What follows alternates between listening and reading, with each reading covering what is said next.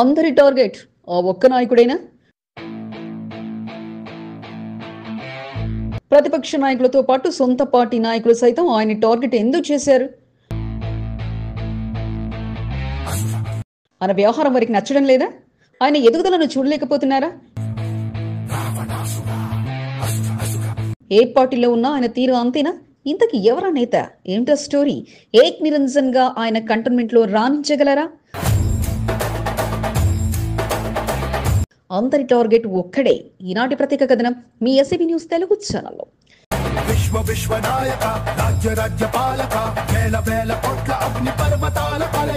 Cantonment రాజకీయాల్లో కీలకమైన నాయకుడు ఎవరైనా ఉన్నారంటే అది బోర్డు నామినేటెడ్ సభ్యుడు రామకృష్ణ అనే చెప్పవచ్చు.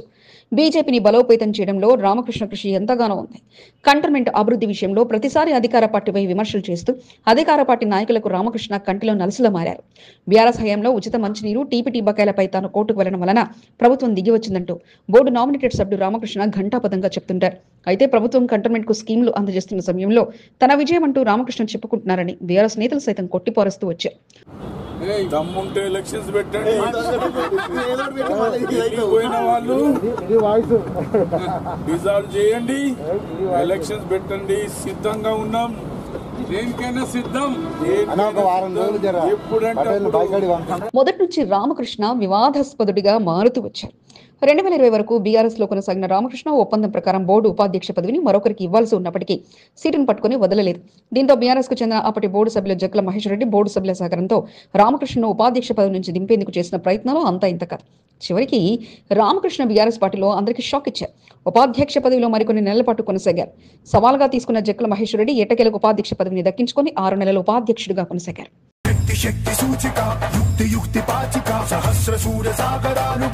బీఆర్ఎస్ పార్టీకి రాజీనామా చేసిన రామకృష్ణ ఇక ఏమీ ఆలోచించకుండా బీజేపీ పార్టీలో 2020 నవంబర్లో చేరి కొన్ని నెలలకే రామకృష్ణ బీజేపీలో కీలకమైన నాయకుడిగా ఎదిగారు. కంటోన్మెంట్ బోర్డు పాలన ముగియడంతో నామినేటెడ్ పదవి కొరకు బీజేపీ నాయకులు ఎంతో మంది పోటీ పడినప్పటికీ నామినేటెడ్ పదవిని రామకృష్ణ గత 3.5 సంవత్సరాల క్రితం దక్కించుకున్నారు. పదవి కొరకు హేమాహేమిలు ప్రయత్నం చేసిన రామకృష్ణ నెట్వర్క్ ముందు వారి ప్రయత్నాలు నిలవలేదు.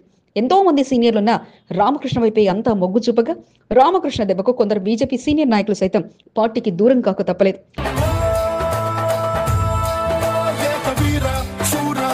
ఒకవైపు పార్టీని బలోపేతం చేసుకుంటూనే మరోవైపు నామినేటెడ్ పదవిని 6 నెలలకు ఒకసారి పొడిగించుకుంటూ వచ్చారు. గత సంవత్సరం ఏకంగా సంవత్సర కాలం పాటు రామకృష్ణ పదవీ కాలం పొడిగించారు. దీంతో కంటోన్మెంట్ రాజకీయాల్లో సైతం రామకృష్ణ కీలకంగా వ్యవహరిస్తూ వచ్చారు.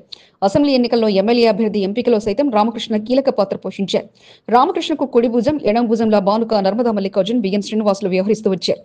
అధికార పార్టీ నాయకులపై రామకృష్ణ చేసే విమర్శలకు కౌంటర్ ఎవరైనా ఇచ్చినా ముందు వరుసలో ఉండి రామకృష్ణకు మద్దతుగా మల్లికార్జున్, బిఎన్ శ్రీనివాసులు ఎదురుదాడికి దిగుతూ వచ్చారు. కంటోన్మెంట్ అసెంబ్లీ ఉప ఎన్నికల అనంతరం రామకృష్ణపై ప్రత్యర్థుల చూపు పడింది. సొంత పార్టీలో కొందరు దూరమయ్యారు.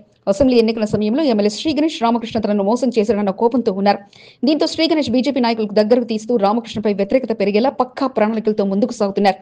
బీజేపీ సీనియర్ నాయకుడు ఆకుల నగేష్ తో మొదలైన వివాదాలు, కంటోన్మెంట్ బోర్డు మాజీ ఉపాధ్యక్షుడు సదాకేశ్వర రెడ్డితో సైతం రామకృష్ణకు వైరం కొనసాగుతుంది. బీఆర్ఎస్ బోర్డు మాజీ ఉపాధ్యక్షుడు జక్కల మహేష్ రెడ్డితో సైతం రామకృష్ణకు వివాదమే.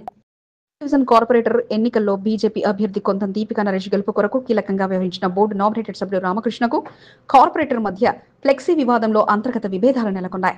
దీంతో వారి మధ్య దూరం పెరిగింది. ఇప్పుడు దగ్గరగా ఉన్న సొంత పార్టీలో ఒకరిద్దరు కీలకమైన నేతలు సైతం రామకృష్ణకు దూరంగానే ఉంటున్నారు. అందరి టార్గెట్ రామకృష్ణ అన్నట్టుగా కంటోన్మెంట్ రాజకీయాలున్నాయి.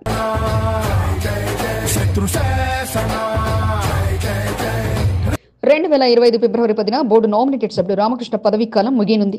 బోర్డు ఎన్నికలు వస్తాయా లేక మరోసారి నామినేటెడ్ పదవి పొడిగింపు జరుగుతుందా అనే దానిపై బీజేపీ నేతలతో పాటు కాంగ్రెస్, బీఆర్ఎస్ నేతల్లో ఉత్కంఠ నెలకొంది.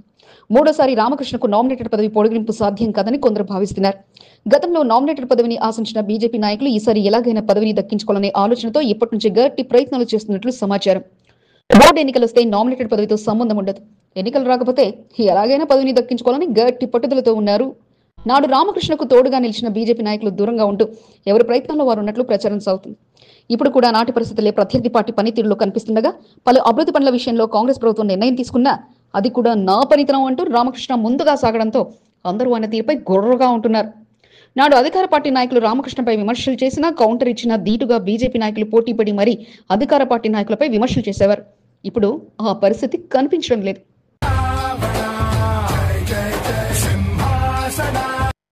మొత్తానికి బోర్డు నామినేటెడ్ సభ్యుడు రామకృష్ణ సొంత పార్టీ నేతలతో పాటు కాంగ్రెస్, బీజేపీ, బీఆర్ఎస్ నేతలకు సైతం టార్గెట్ గా మారారు.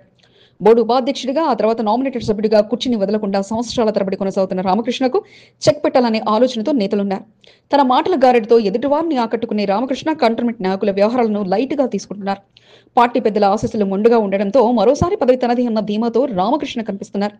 రామకృష్ణ పదవీకాలం పొగిడిస్తారా? బోర్డు ఎన్నికలు వస్తాయా? లేక కంటోన్మెంట్ బీజేపీ రాజకీయాల్లో ఏ విధమైన మార్పులు వస్తాయో మరికొంతకాలం వేచి ఉండాల్సి ఉండగా కంటోన్మెంట్ లో మాత్రం ఆయన వైఖరి ఏక్ నిరంజన్ గా కొనసాగుతుండడం విశేషం.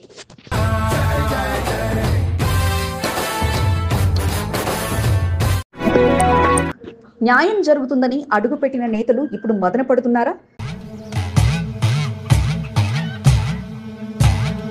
హామీలతో కథం తొక్కిన నేతలు ఇప్పుడు ఆలోచనతో పడ్డారా? విజయం కోసం పరుగులు పెట్టిన నేతలు ఇప్పుడు తప్పు చేశాం అన్న భావనలో ఉన్నారా?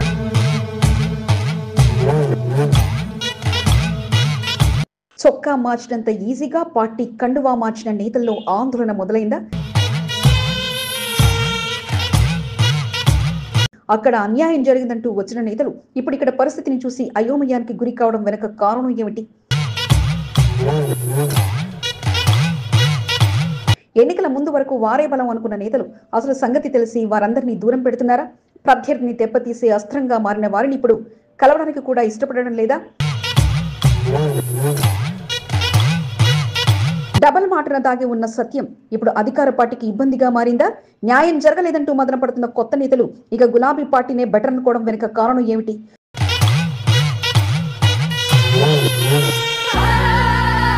హామీ ఇచ్చిన మైనంపల్లి తప్పుకున్నారు, నేనున్నా అన్న శ్రీ గణేష్ ఈ వ్యవహారంలో దూరం అంటున్నారు. మరి ఆశతో వచ్చిన నేతల పరిస్థితి ఏమిటి? అయ్యో ఇప్పుడు ఎలా తప్పు చేశామా? నేటి ప్రత్యేక కథనం మీ ఎస్సీబీ న్యూస్ తెలుగు ఛానల్లో.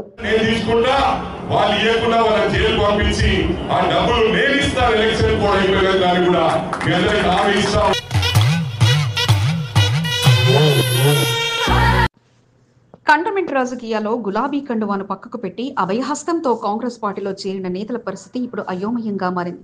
కొందరు గెలుపు గుర్రం అదేనంటూ పార్టీలో చేరితే మరికొందరు తమ ఆశలు నెరవేర్చే దేవుళ్లు వారేనంటూ పార్టీ తీర్థం పుచ్చుకున్నారు. కొందరు ఇలా తమ స్వార్థం కోసం పార్టీలో చేరితే మరికొందరు తమ ద్వారా మోసపోయిన బాధితులకు న్యాయం జరుగుతుందని పార్టీ కండువా కప్పేసుకున్నారు. ఆనాడు కాంగ్రెస్ పార్టీ చేతిలో ఉన్నవారంతా వారికి బ్రహ్మాస్త్రంగా మారి ప్రత్యర్థి పార్టీపై దెబ్బ కొట్టగా ఇక ఆ పరిస్థితి నుంచి బయటపడేందుకు చెమటోడ్చాల్సిన పరిస్థితి ఏర్పడింది.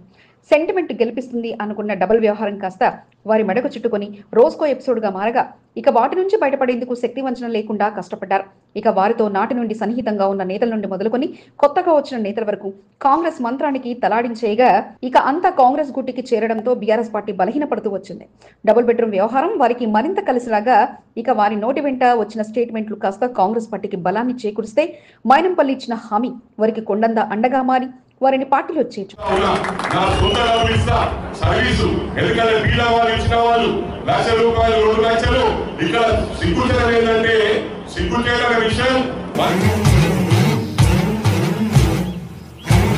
శ్రీ గణేష్ గెలుపులో బీఆర్ఎస్ పార్టీ నుంచి కాంగ్రెస్ పార్టీలో చేరిన వలం తోడవగా కాంగ్రెస్ పార్టీ వేసిన మంత్రానికి ప్రభుత్వంలో ఉన్న పార్టీని విజయాన్ని అందుకుంది.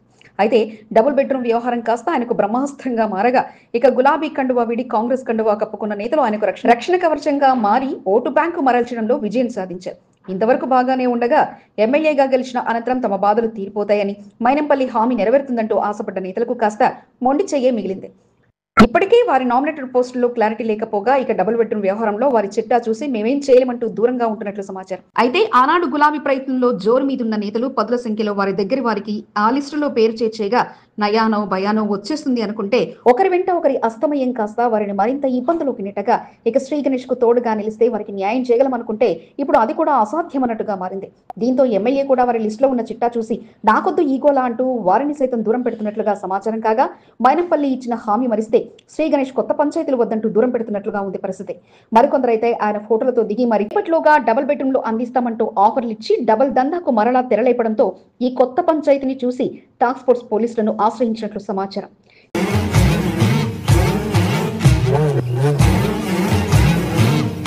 ఇన్నాళ్ళు ఇక తమకు న్యాయం జరుగుతుందని ఎదురు చూసిన నేతలు కాస్త ప్రస్తుత పరిస్థితులు చూసి అవక్కవగా మరలా బ్యాక్ టు పెమిలియన్ అంటూ బీఆర్ఎస్ గూటికి వెళ్దామా అని కొందరు ఆలోచన చేస్తుంటే మీకు మేం దూరం అన్నట్లుగా గులాబీ గూటి నేతలుండగా ఆయన పొమ్మన్నారు, మీరు రమ్మన్నారు.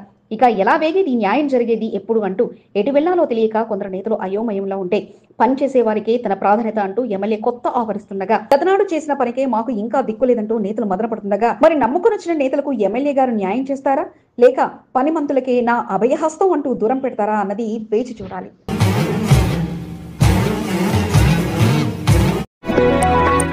రండి తరలి రండి అంటూ లష్కర్ మాజీ మంత్రులు స్వాగతం పలుకుతున్నారు. బైక్ ర్యాలీతో అదరగొట్టేద్దాం, ర్యాలీతో ఏకమై సాగుదామంటూ ముఖ్య నేతలకు దిశానిర్దేశం చేశారు. తెలంగాణ రాష్ట్రకులను సాకారం చేసిన నాటి రోజును అట్టహాసంగా నిర్వహించేందుకు లష్కర్ నేతలు సంసిద్ధమయ్యారు. తెలంగాణ వచ్చుడో కేసీఆర్ సచ్చుడో అంటూ సాగిన దీక్షా దివస్ జ్ఞాపకాలను గుర్తు చేసేలా జ్ఞాపకాలను ఓమారు నెమరవేసుకునేలా ప్రభుత్వంపై యుద్ధానికి సంకల్ప దీక్షతో స్వాగతం పలుకుతుండగా నియోజకవర్గ వ్యాప్తంగా బీఆర్ఎస్ శ్రేణులు తరలి రావాలంటూ స్వాగతం పలుకుతున్నారు. సనత్ నగర్ లో తలసాని, సికింద్రాబాద్ లో పద్మారావు సమావేశాలతో అదరగొట్టేగా బైక్ ర్యాలీతో తమ బలాన్ని తెలియజేసేలా సిద్ధమవుతున్నారు.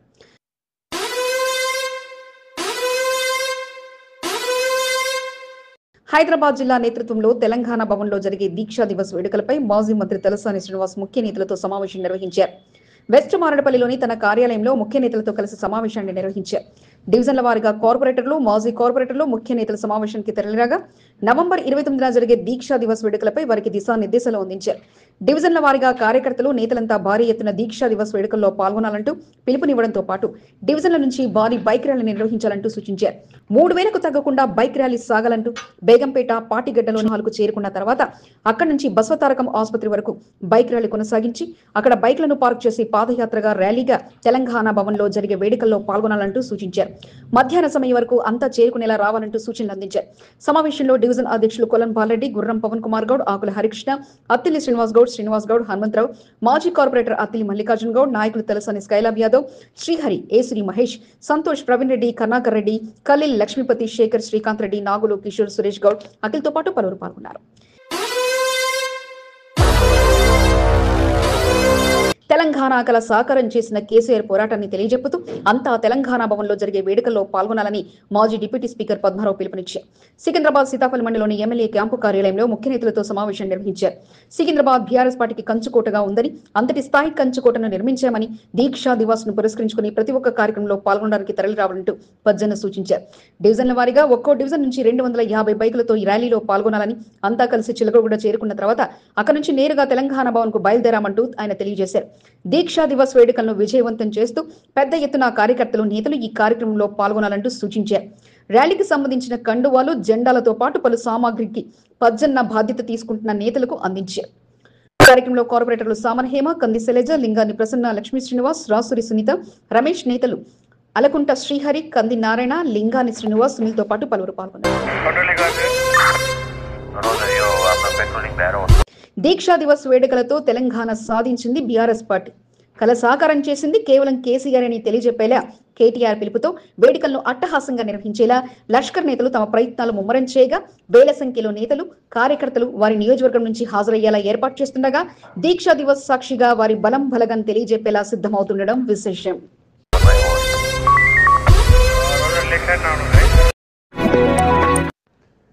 చలిలో వణికిపోతూ ఫుట్పాత్ పై నిద్రిస్తున్న వారికి వెచ్చటి రగ్గులను కప్పారు. తెల్లవారి కళ్ళు తెచ్చి చూసేసరికి తమపై దుప్పట్లు కప్పి ఉండడాన్ని చూసి ఎవరు కప్పారని ఆరా తీశారు. ఒకరు కాదు, ఇద్దరు కాదు, సికింద్రాబాద్ కంటోన్మెంట్, సనత్ నగర్ ప్రాంతాల్లో ఫుట్పాత్లపై జీవనాన్ని కొనసాగిస్తున్న సుమారు 200 మందికి దుప్పట్లను అందజేశారు. తమకు దుప్పట్లను అందజేసింది ఎవరాని తెలుసుకునే లోపే వారక్కడి నుండి వెళ్లిపోయారు. ప్రచారం కోసం కాదు, చలికాలం ఫుట్పాత్లపై నిద్రించే వారికి తమ వంతుగా సహాయాన్ని అందించాలనే ఉద్దేశంతో దుప్పట్లను అందజేసి ఔన్నత్యాన్ని చాటుకున్నారు.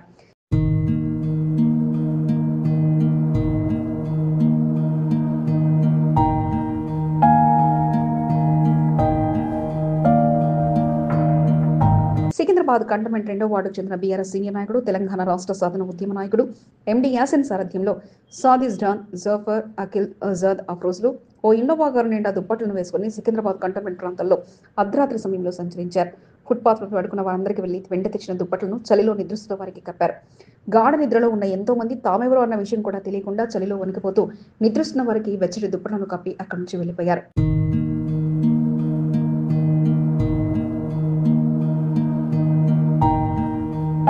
Secunderabad railway station, Patny, Paradise, Boinpally, JPS bus stand తదితర ప్రాంతాల్లో ఎండీ యాసిన్ టీం సభ్యులు మంగళవారం రాత్రి, బుధవారం తెల్లవారుజామున ఇన్నోవా కారులో తిరుగుతూ ఫుట్పాత్పై పడుకున్న వారికి దుప్పట్లను అందజేశారు.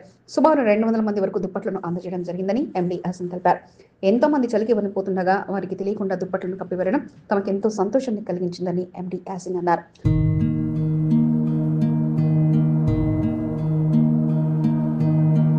కంటోన్మెంట్ 2వ వార్డుకు చెందిన ఎండీ యాసిన్ రానున్న బోర్డు ఎన్నికల లక్ష్యంగా వార్డులో గ్రౌండ్ వర్క్ చేసుకుంటూ పలు సేవా కార్యక్రమాలతో ప్రత్యేక గుర్తింపు తెచ్చుకోగలిగారు. మానవతా దృక్పథంతో ఎటువంటి రాజకీయాలు లేకుండా చలిలో వణిపోతున్న వారికి సహాయం అందించాలనే ఆలోచనతో ఆయన స్నేహితులతో కలిసి చేసిన ప్రయత్నానికి పలువురి నుండి ప్రశంసలు దక్కిస్తున్నాయి.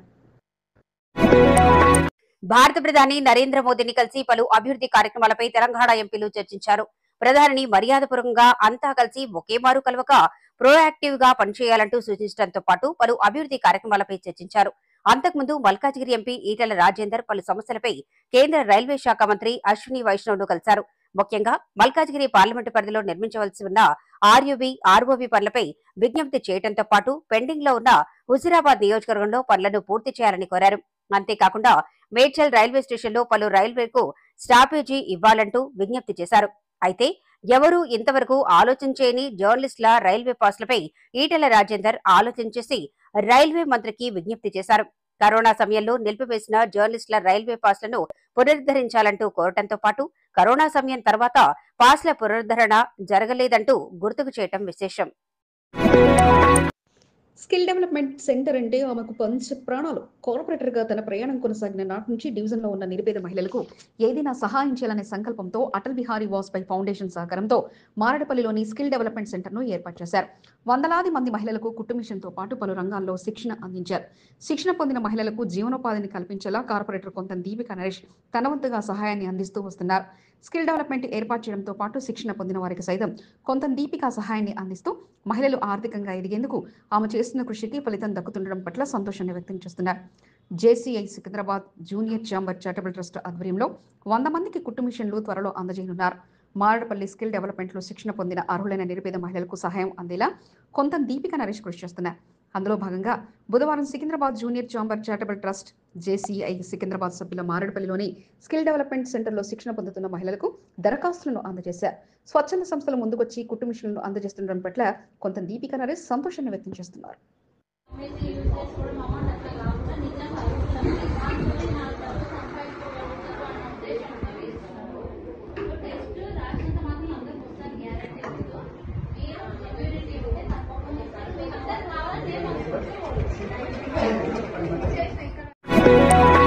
కార్తీక మాస పూజా కార్యక్రమాలు కంటోన్మెంట్ 6వ వార్డు సీతారాంపురం శివ పంచాయత్ హనుమాన్ దేవాలయంలో అంగరంగ వైభవంగా జరిగాయి. భక్తులు పెద్ద సంఖ్యలో పాల్గొని పూజా కార్యక్రమాలు నిర్వహించారు. బోర్డు మాజీ సభ్యుడు పాండు యాదవ్, విద్యావతి దంపతులు శివ పంచాయత్ హనుమాన్ దేవాలయంలో జరిగిన కార్తీక మాస పూజా కార్యక్రమాల్లో పాల్గొని దీపాలను వెలిగించి మొక్కులను తెచ్చుకున్నారు. కార్తీక మాస పూజా కార్యక్రమాలు ప్రతిరోజు విశేషంగా నిర్వహించడం జరుగుతుందని ఆలయ కమిటీ సభ్యులు తెలిపారు. పూజా కార్యక్రమాల్లో పాల్గొన్న పాండు యాదవ్ దంపతులను సత్కరించి తీర్థప్రసాదాలు పెప్పర్మెంట్ శంకరయ్య, గోవర్ధన్, సురేందర్లు అందజేశారు. రామలక్ష్మి, భాగ్య, అంజమ్మ, లక్ష్మి, సత్య, సంగీత, పవన్ తదితరులు పూజా కార్యక్రమాల్లో పాల్గొన్నారు. కాలనీ వాసులంతా కలిసికట్టుగా పూజా కార్యక్రమాలు నిర్వహించడం పట్ల పాండు యాదవ్ దంపతులు వారికి అభినందనలు తెలిపారు. ఆ స్వామివారి అనుగ్రహం ఎల్లవేళలా ఉండాలని కోరుకున్నట్లు తెలియజేశారు. ఓం నమః శంభవే యోగే స్వాహా నమః శంకరాయ నమస్కారాయ స్వాహా నమః శివాయ నమస్కారాయ స్వాహా అభోగస్పృష్టాం శివాయ శంకరపురమిదాత. కేరళలోని శబరిమలై అయ్యప్ప స్వామిని దర్శించుకుని భక్తి శ్రద్ధలతో స్వామివారికి కంటోన్మెంట్ కాంగ్రెస్ పార్టీ నాయకుడు ముప్పిడి మధుకర్ టీం సభ్యులు పూజలు నిర్వహించారు. ప్రతి సంవత్సరం అయ్యప్ప స్వామిని దర్శించుకుని పూజా కార్యక్రమాలు నిర్వహించడం జరుగుతుందని ముప్పిడి మధుకర్ తెలిపారు. మరికొన్ని రోజులు గడిస్తే అయ్యప్ప స్వాముల తాకిడి ఎక్కువగా ఉండనుండటంతో ముందుగానే కేరళకు చేరుకుని శబరిమలై అయ్యప్ప స్వామిని దర్శించుకుని స్వామివారికి ప్రత్యేక పూజలు నిర్వహించారు. స్వామివారి దర్శనం ప్రశాంతంగా జరిగిందని ముప్పిడి మధుకర్ తెలిపారు.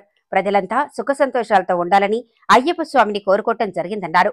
అయ్యప్ప స్వామిని దర్శించుకున్న వాళ్లు రాజు యాదవ్, అశోక్ రెడ్డి, శ్రీధర్ రెడ్డి, రవీందర్ రెడ్డి, రాజేష్ యాదవ్, బాబు యాదవ్ తదితరులు ఉన్నారు.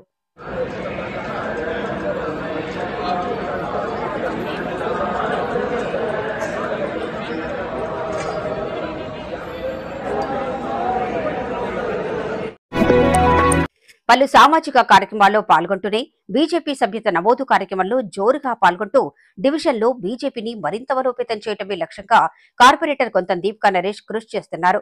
బుధవారం బోండా డివిజన్ బండిమెట్లో మహిళా మోర్చా సభ్యులతో కలిసి సభ్యత నమోదు కార్యక్రమాన్ని కొంతం దీపికా నరేష్ నిర్వహించారు. డివిజన్లో చేపడుతున్న బీజేపీ సభ్యత నమోదు కార్యక్రమానికి మంచి స్పందన ఉందని కొంతం దీపికా నరేష్ తెలిపారు. ఈ కార్యక్రమంలో లక్ష్మి, అనుష తదితరులు పాల్గొన్నారు.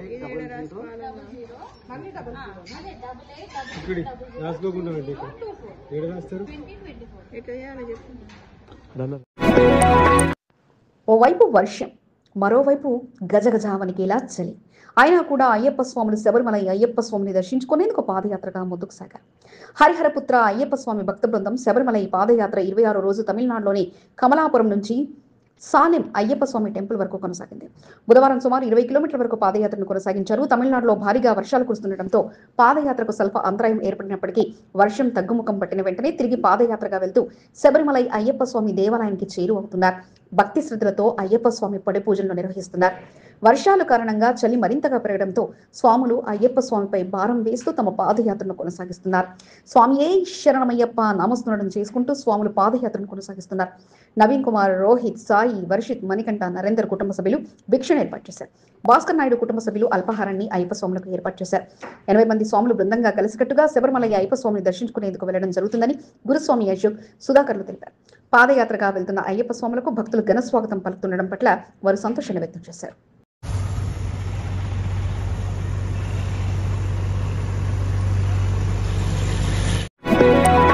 హైదరాబాద్ స్కూల్ గేమ్స్ ఫెడరేషన్ ఆధ్వర్యంలో 68వ inter school state level boxing tournaments ముగిశాయి. సౌత్ లాలాగూడలో జరిగిన పోటీల్లో ఆర్య సమాజ్, మేడిభావి, వారాసిగూడకు చెందిన బాక్సింగ్ టీం పథకాల వర్షాన్ని కురిపించింది. ఈ సందర్భంగా పోటీలో పాల్గొని సత్తా చాటిన క్రీడాకారులతో పాటు కోచ్లను ఘనంగా సన్మానించారు. అండర్ 14 కేటగిరీలో ప్రణీత్ గోల్డ్ మెడల్ సాధించగా అండర్ 19లో శివ యాదవ్ సిల్వర్ మెడల్ సాధించారు. ఈ సందర్భంగా కోచ్ శివరాజ్ రాజేష్లను సన్మానించి అభినందనలు తెలిపారు. మీకు ఈ వీడియో నచ్చినట్లయితే లైక్ చేయండి, షేర్ చేయండి. ముందుగా కింద ఉన్న సబ్స్క్రైబ్ బటన్ పై క్లిక్ చేయండి. ఎల్లప్పుడూ అప్డేట్ సమాచారాన్ని పొందండి.